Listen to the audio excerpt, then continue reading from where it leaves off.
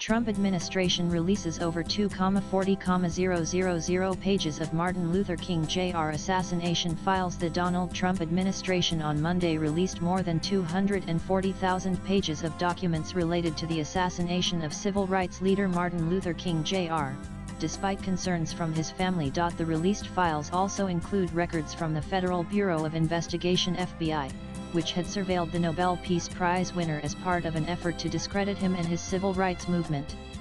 Reuters reported the files were posted on the website of the National Archives. It was also believed that more such files would be released in the coming days. U.S. President Donald Trump signed an executive order after taking office, declassifying files on the 1960s assassinations of former President John F. Kennedy, his brother Robert F. Kennedy and King. Soon after the files were made public, Director of National Intelligence Tulsi Gabbard, in a statement, said, "The American people have waited nearly 60 years to see the full scope of the federal government's investigation into Dr. King's assassination. We are ensuring that no stone is left unturned in our mission to deliver complete transparency on this pivotal and tragic event in our nation's history," she said. Gabbard said lakhs of pages of documents were being released and were being published with minimal redactions for privacy reasons. Martin Luther King Jr. died on April 4, 1968, after he was assassinated in Memphis,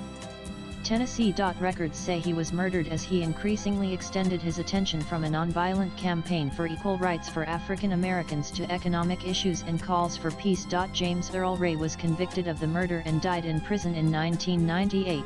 But King's children have expressed doubts that he was the assassin. In a statement on Monday, King's two surviving children, Martin Luther King III and Bernice King, said they support transparency and historical accountability but were concerned the records could be used for attacks on our father's legacy. The civil rights leader was the target during his lifetime of an invasive, predatory, and deeply disturbing disinformation and surveillance campaign orchestrated by then FBI Director J. Edgar Hoover, they said in a joint statement. The FBI campaign was intended to discredit, dismantle, and destroy Dr. King's reputation and the broader American civil rights movement, they said. These actions were not only invasions of privacy, but intentional assaults on the truth. Swipe left for next video. We ask those who engage with the release of these files to do so with empathy, restraint, and respect for our families' continuing grief, they added. Also read: Trump says left lunatics won't be satisfied even if court approves Epstein file release. Latest blogs.